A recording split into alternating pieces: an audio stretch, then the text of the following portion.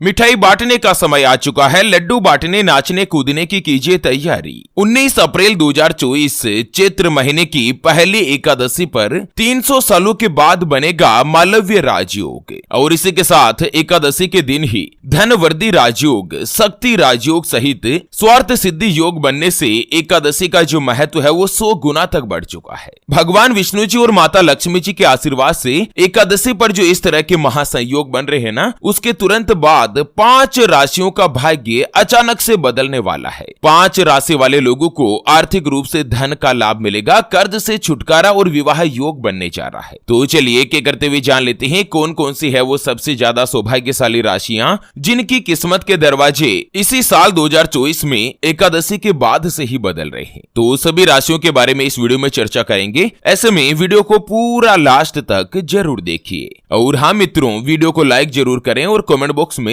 जय मां लक्ष्मी जी लिखते हुए वीडियो को अपने मित्रों के साथ फेसबुक पर जरूर शेयर कर दीजिए ताकि काम की जानकारी का जो अपडेट है ना वो सभी व्यक्तियों तक पहुंच सके। ओम नमः शिवाय, जय श्री कृष्णा, जय महालक्ष्मी नमः। मित्रों, हर साल हिंदू नव वर्ष चैत्र महीने की जो पहली एकादशी आती है ना, इसे कामदा एकादशी के नाम से जाना जाता है। इस बार कामदा एकादशी 19 अप्रैल के दिन है और साथ ही एकादशी के दिन ही मालव्य राजयोग और धन शक्ति राजयोग के साथ ही स्वार्थ सिद्धि योग बनने से इस एकादशी का जो महत्व है वो कई गुना तक बढ़ चुका है। तो चलिए एक एक करते हुए सबसे पहले तो जान लेते हैं एकादशी के बाद जो भाग्यशाली राशियां बनेगी उसके बारे में, और उसके बाद 5 ऐसे काम है जो कि भूल कर भी आपको एकादशी के दिन नहीं करने चाहिए, नहीं तो माता लक्ष्मी जी रुष्ट हो सकती है और आपके घर को हमेशा हमेशा के लिए छोड़कर जा सकती है, घर में गरीबी भी आ सकती है। तो चलिए सबसे पहली जो भाग्यशाली राशि बन रही है ना वो आती है मीन राशि, जिनके नाम का पहला अक्षर दी, दू, थ, जय, दे, दो, चा और ची से शुरू होता है, उनकी मीन राशि होती है। मित्रों, 19 अप्रैल के दिन जो मालव्य राजयोग है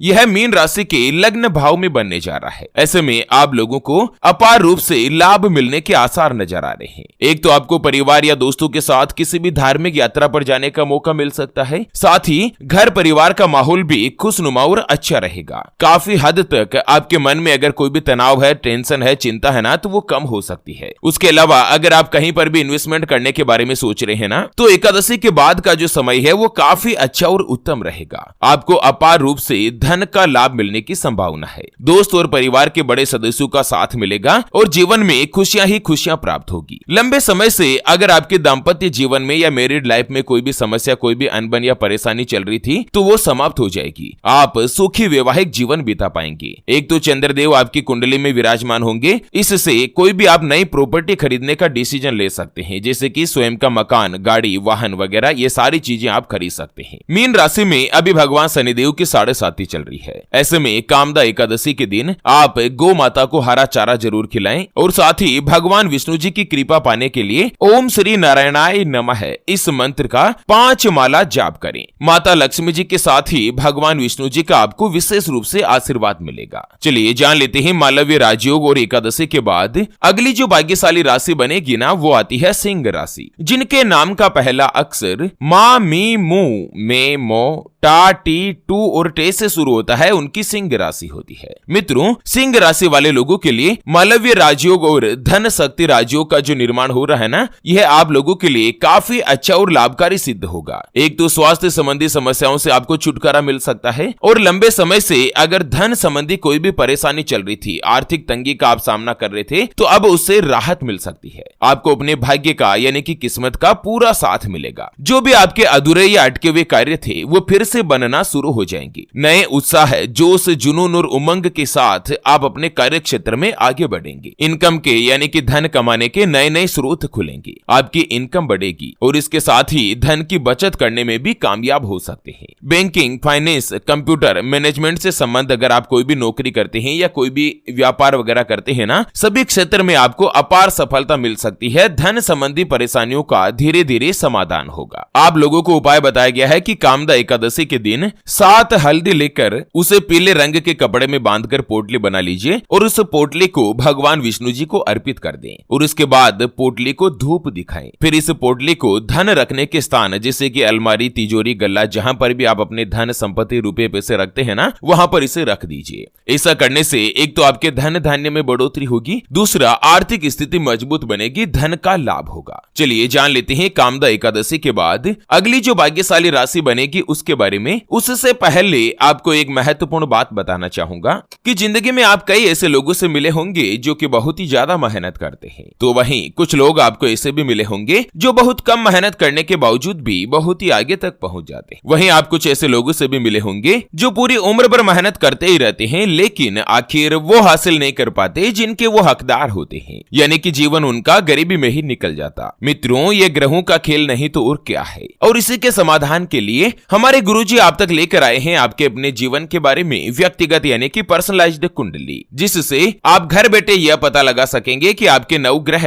आपके बारे में क्या कहना चाहते हैं। क्या आपकी कुंडली यानी कि किस्मत में कोई दोष तो नहीं? अगर दोष है तो वो क्या है, उसका समाधान क्या है? कोई ग्रह आपके लिए कमजोर तो नहीं, उसको मजबूत करने का उपाय क्या है? आपका भाग्य उदय कब होगा? जीवन में अच्छे दिन कब आएंगे? नौकरी या व्यापार किसमें आपको ज्यादा तरक्की, ज्यादा सफलता प्राप्त होगी? कौन सा व्यापार आपके लिए सबसे अच्छा और शुभ फलित रहेगा? आपके लिए भाग्यशाली रत्न कौन सा है? उसको पहनने की यानी कि धारण करने की विधि क्या है? सरकारी नौकरी का योग है या नहीं? किस विभाग में नौकरी आपको जल्द प्राप्त होगी? आपका स्वयं का मकान कब बनेगा? उसके बारे में कंप्लीट जानकारी हम आपको कुंडली रिपोर्ट में बताने जा रहे हैं, जिसको अभी जो आप ये स्क्रीन पर नंबर देख पा रहे हैं ना, उस पर व्हाट्सएप पर संपर्क करके आप हमारे गुरुजी से बात कर सकते हैं और 251 रुपए की छोटी सी नाममात्र की फीस में आप अपने संपूर्ण जीवन की महाजन्म कुंडली के बारे में जान सकते हैं। अगर आपकी कोई भी समस्या है जिसका समाधान आप कुंडली बनवाकर जानना चाहते हैं, जैसे कि पति पत्नी के बीच आपस में बनती नहीं है, घर परिवार में लड़ाई झगड़ा या गृह कलेश बना रहता है,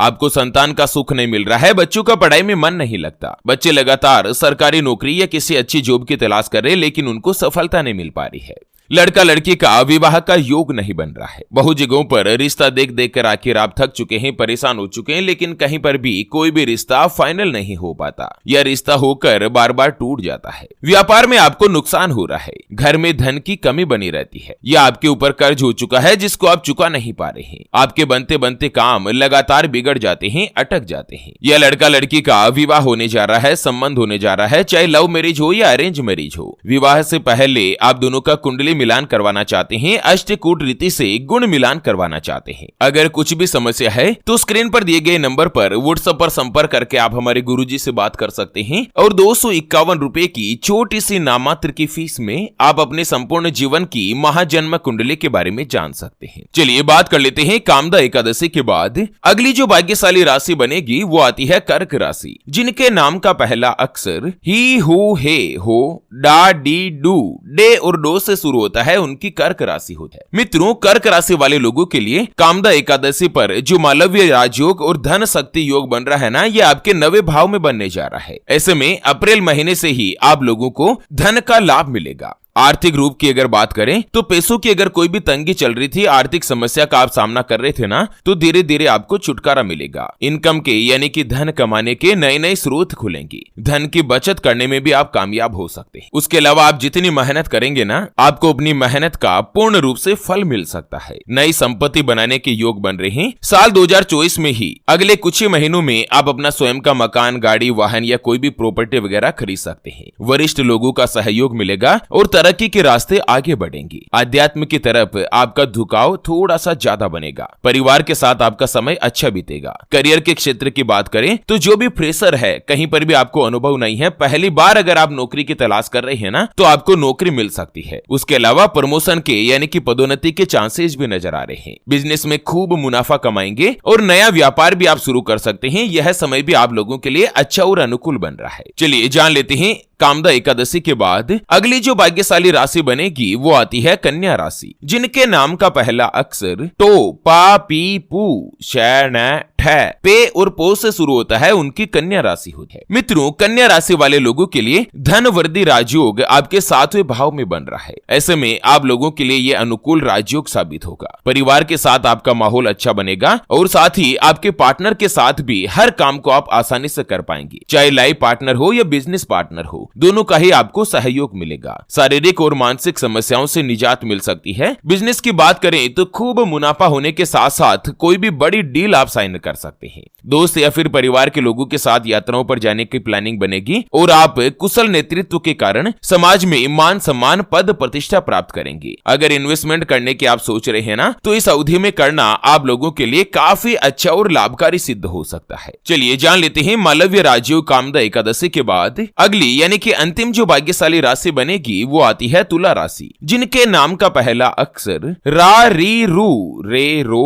ता ती तू और ते से शुरू होता है, उनकी तुला राशि होती है। तुला राशि वाले लोगों के लिए भी मालव्य राजयोग काफी अच्छा और लाभकारी सिद्ध हो सकता है। एक तो कार्य क्षेत्र में आपके काम की प्रशंसा होगी, उसके अलावा जो भी आपके उच्च अधिकारी है वो आपके काम को देखकर प्रसन्न हो सकते हैं। काम का बोझ थोड़ा सा कम होगा, अध्यात्म की तरफ आपका झुकाव ज्यादा रहेगा। धर्म और कर्म के काम में बढ़ चढ़कर आप हिस्सा ले सकते हैं। शुक्र देवता के प्रभाव से भौतिक सुख की प्राप्ति होगी। समाज में मान सम्मान में बढ़ोतरी रहेगी। आपके अंदर आत्मविश्वास और साहस बनेगा। आप हर एक चुनौती को आसानी से पार कर लेंगे। व्यापार के क्षेत्र की बात करें तो आपके द्वारा की गई मेहनत का फल अब आपको मिलेगा। व्यापार में किसी भी नए व्यक्ति से आपकी पहचान हो सकती है, जो कि आगे जाकर आपको धन का लाभ दिलाएगा। कोई भी बड़ी डील या प्रॉपर्टी आप साइन कर सकते हैं और इसके साथ ही आपका जो स्वास्थ्य है वो काफी अच्छा रहेगा, उत्तम रहेगा। चलिए अंत में जान लेते हैं 5 ऐसे काम है जो कि आपको एकादशी के दिन भूल कर भी नहीं करने चाहिए, नहीं तो धन की देवी माता लक्ष्मी जी आपसे रुष्ट हो सकती है। सबसे पहले तो एकादशी के दिन पति पत्नी लड़ाई झगड़ा नहीं करें, एक दूसरे का अपमान नहीं करें। अगर आप पति पत्नी के बीच